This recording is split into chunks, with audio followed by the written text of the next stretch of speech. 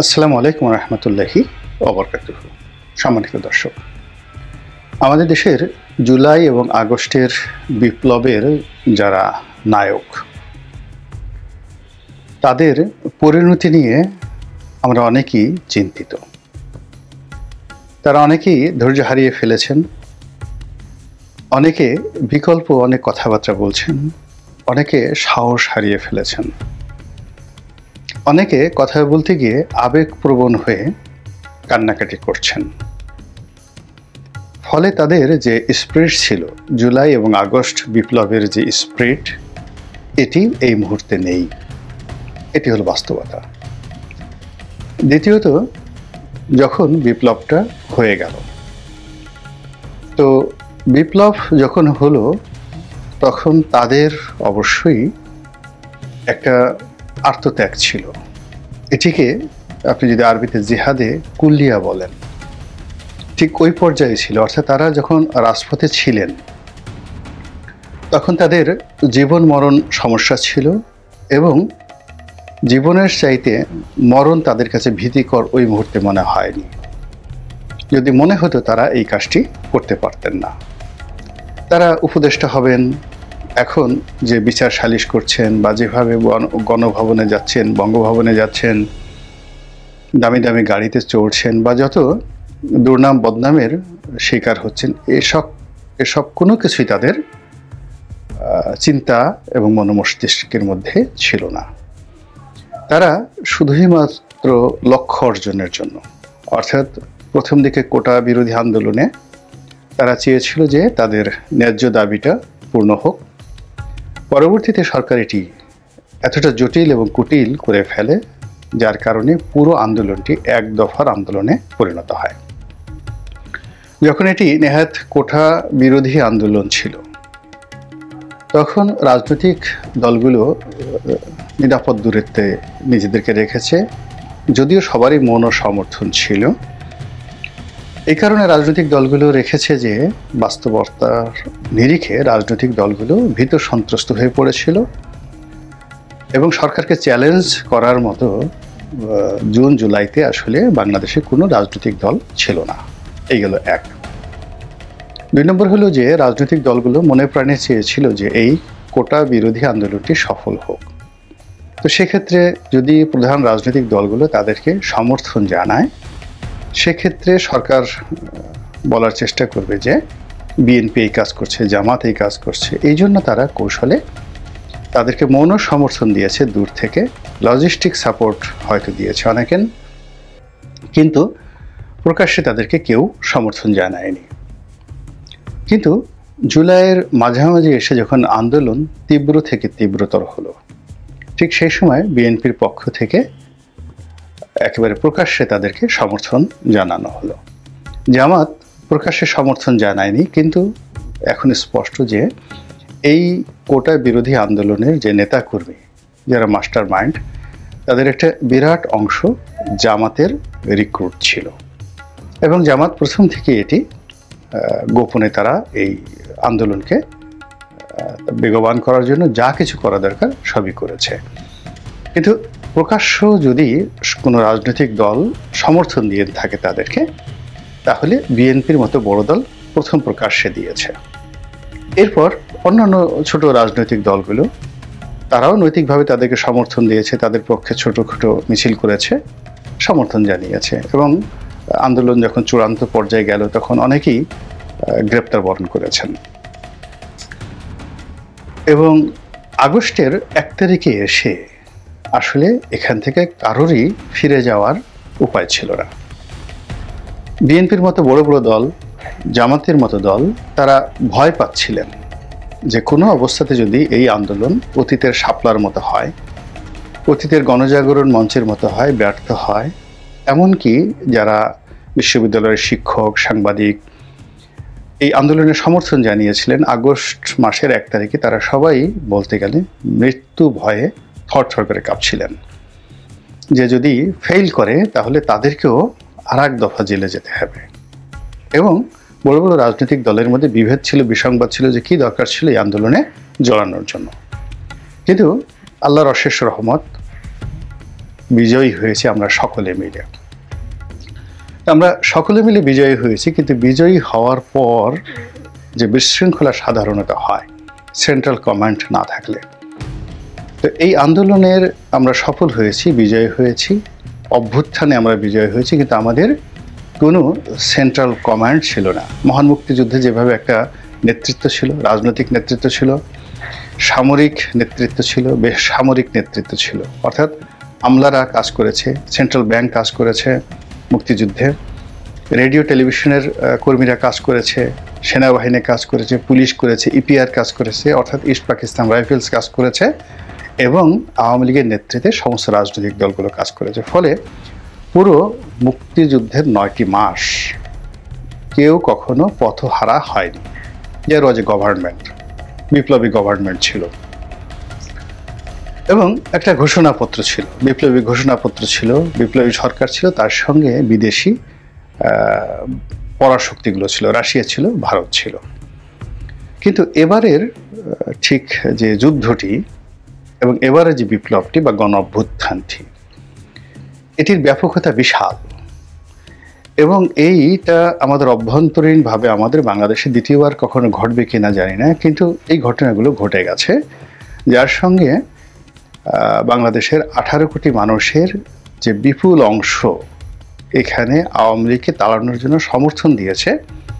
আমার কাছে মনে হচ্ছে যে সেই 71-এর মুক্তিযুদ্ধের সময় এতটা সেই তুলনা করাটা ঠিক হবে কিনা, জনসমর্থন এককভাবে মুক্তিযোদ্ধাদের পক্ষে ছিল কিনা আমি বলতে পারবো না।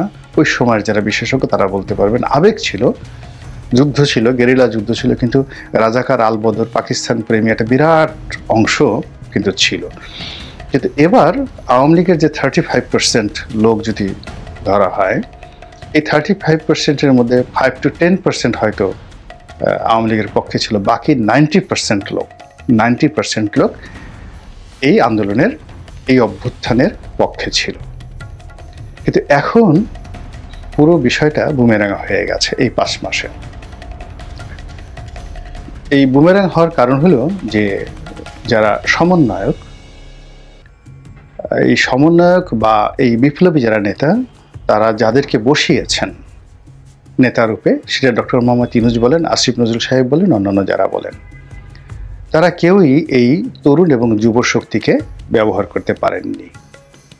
দ্বিতীয়ত, এই যুবকদেরকে হুইপিং করা দরকার ছিল, সেই হুইপিংটা হয়নি। তাদের একটা সেন্ট্রাল কমান্ড তারা নিজেরা তৈরি করেছে, কিন্তু সত্যিকার অর্থে কোনো মাস্টার মাইন্ড, যারা রাজনৈতিকভাবে প্রাজ্ঞ, রাষ্ট্র পরিচালনায় অভিজ্ঞতার সম্পন্ন, যাদের একটি জাতীয়, যাকে বলা হয়, নেতৃত্ব দেওয়ার মতো যোগ্যতা রয়েছে, এমন ডজনস অফ পলিটিক্যাল লিডার্স যদি এই ছাত্র এবং যুবকদের নেতৃত্বে থাকতেন, তাহলে আজকের এই অবস্থা তৈরি হতো না। ফলে কি হচ্ছে, সঙ্গতের কারণেই সেই জুলাই এবং আগস্টের বিপ্লবের যে সুফল, সেই সুফল আমরা পাইনি। প্রচণ্ড বিশৃঙ্খলা সারা দেশে, দেশের গত 20 বছরে যে সকল সন্ত্রাসী, গডফাদার, আন্ডারওয়ার্ল্ডের ডন যেগুলো আগে ছিল, যেমন আপনি একটা সময় টোকাই সাগর ছিল, মুরগি মিলন ছিল, একসময় সেই ডেভিড ছিল, একসময় পিসি হান্নান ছিল, তারপরে হান্নান ছিল, লিয়াকত ছিল, হেমায়েতুল্লাহ আওরঙ্গ ছিল, যারা আন্ডারওয়ার্ল্ড কন্ট্রোল করতেন। তো ওই আন্ডারওয়ার্ল্ডের যে এখন লেটেস্ট যে ভার্সন, যারা জেলখানাতে থেকে, দেশের বাইরে থেকে এই আন্ডারওয়ার্ল্ড নিয়ন্ত্রণ করতেন সীমিত আকারে, খুব সীমিত আকারে। এই জুলাই আগস্ট বিপ্লবের পর এরা অনেকে জেল থেকে বের হয়ে গেছেন, অনেকে বিদেশ থেকে দেশে এসেছেন, আবার অনেকে দেশ থেকে নিরাপদে বিদেশে চলে গেছেন, এবং একেবারে ম্যাজিক্যালি মানে জাদুকরীভাবে তারা যেখানে সন্ত্রাস আছে, চাঁদাবাজ আছে, যেখানে অস্ত্রের ঝনঝনানি আছে, এই জায়গাগুলো এই সন্ত্রাসী গ্রুপ দখল করে ফেলেছে। যেমন ঢাকা শহরের যত ময়লার যে পরিবহন ব্যবসা, সিটি কর্পোরেশনগুলোর ময়লার ব্যবসা, ডিশের ব্যবসা, ইন্টারনেট ব্যবসা, ফুটপাতে চাঁদা কালেকশনের ব্যবসা, এই পুরো কাজটাই সন্ত্রাসীরা নিয়ে নিয়েছে। এবং আরও আশ্চর্য করা ব্যাপার হলো যে আগে পুলিশ ফুটপাতে বসাতো, এখন এই ব্যবসাটা পুলিশের হাত থেকে সন্ত্রাসীরা নিয়ে নিয়েছে। এবং যেখানে আগে 3টি দোকান ছিল ফুটপাতে, এখন সেখানে 3-এর পরিবর্তে 10টি দোকান বসেছে। এবং গিয়ে দেখেন যে বড় বড় মার্কেটগুলোতে রীতিমতো কান্নার রোল। এর কারণ হলো ফুটপাতের ভিড়ের কারণে মার্কেট পুরো জনশূন্য। এখন এই যে সন্ত্রাসী বাহিনী তারা যে টাকাগুলো উপার্জন করছে, এগুলো পুলিশকে দিচ্ছে বা দিচ্ছে না এটা ভিন্ন প্রসঙ্গ, কিন্তু চাঁদাটা নিয়ন্ত্রণ করছে তারা। এবং এগুলো নিয়ে বেশ কয়েকবার মারামারি হয়েছে ঢাকাতে, ঢাকার বাইরে, এবং অনেক বড় বড় ব্যবসায়ীদের কাছে চাঁদা চাওয়া হচ্ছে এই সন্ত্রাসী সংগঠনগুলো। এখন এর দায় বিএনপির উপর আসছে, জামাতের উপর আসছে, আর সবচেয়ে বেশি আসছে সমন্বয়কের উপর আর যারা সরকার পরিচালনা করছে। এই বিশৃঙ্খলা থেকে বের হওয়ার জন্য সত্যিকার অর্থে আসলে কতটা কঠোর হওয়া দরকার।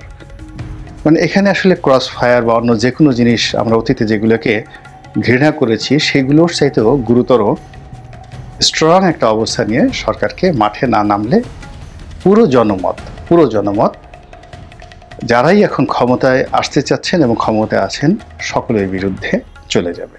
এটা হলো বাস্তবতা। তো এই জন্য এই 2-3 মাস আগে আমরা যাদেরকে শ্রদ্ধা ভরে স্মরণ করতাম, তারা এখন অনেকের কাছে তাচ্ছিল্যের বস্তু এবং তাদের কিনা অনেক সমালোচনা হয়।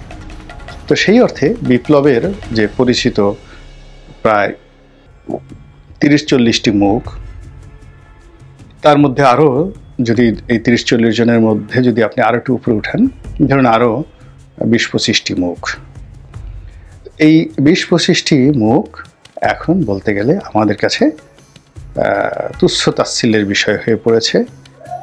এবং তাদেরকে যারা ভালোবাসেন তারা অনেকেই তাদের ভবিষ্যৎ নিয়ে চিন্তিত হয়ে পড়েছেন। এখন তাদের ভবিষ্যৎ কি?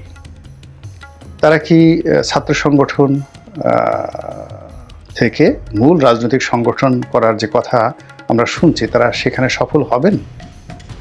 তারা কি ভবিষ্যতে সরকার গঠন করতে পারবেন, বিপ্লবী সরকার? অথবা যদি নির্বাচন হয় তাহলে বিএনপি কি তাদেরকে মেনে নেবে, পুনর্বাসিত করবে? অথবা যে কথাগুলো শোনা যাচ্ছে তাদের সম্পর্কে আল্লাহ মাফ করুক, তো তারা কোথায় যাবেন, কি করবেন, এই বিষয়গুলো নিয়ে আলোচনা হচ্ছে। এখন এই যে যারা বিপ্লব করেছেন, ইতিমধ্যে তাদের অনেকের কথাবার্তা আমরা শুনেছি, তাদের মধ্যে যথেষ্ট প্রজ্ঞা আছে, মেধা আছে, যোগ্যতা আছে, এবং এই অল্প সময়ের মধ্যে তারা অনেক কিছু তারা শিখে ফেলেছেন। দ্বিতীয়ত তাদের যে তিনজন উপদেষ্টা রূপে এখানে অংশগ্রহণ করেছেন, মূলত সফলতা ব্যর্থতা পরের ব্যাপার, কিন্তু তাদের অর্থনৈতিক দুর্নীতির খবর এখনো পর্যন্ত আসেনি, বা তাদের পিএস এপিএস থেকে শুরু করে কেউ এইভাবে দুর্নীতি করেননি, এটা সত্য কথা। কিন্তু রাজনৈতিক যে নেতৃত্ব তারা তো দুর্নীতিতে অভ্যস্ত, তো তারা ভবিষ্যতে এসে এই যে 3-4জন যারা দুর্নীতি করেননি বা যারা বাইরে সমন্বয়ক হিসেবে রয়েছেন, তাদের সম্পর্কে আমরা অনেক গুজব শুনি, কিন্তু সত্যিকার অর্থে হাতে কলমে তারা গাড়ি করেছেন, বাড়ি করেছেন, অমুকের কাছ থেকে টাকা নিয়েছেন, পয়সা নিয়েছেন, এইগুলো এখনো পর্যন্ত হাতে কলমে কিন্তু প্রমাণিত হয়নি। এবং এটাই হয়ে যাবে আগামী দিনে সবচেয়ে বড় সমস্যা। তো কাজেই প্ল্যান এ এখন হলো তারা যে রাজনৈতিক দল করবে সেটি যদি ফেল করে তাহলে তাদেরকে প্ল্যান বিতে যেতে হবে, আর যদি ফেল করার পরে তাদেরকে ভাগতে হয় তাহলে তাদেরকে প্ল্যান সি রাখতে হবে। তো এখন প্ল্যান এ বি সি যাই হোক না কেন, পুরো পরিস্থিতি এখন এরকম একটা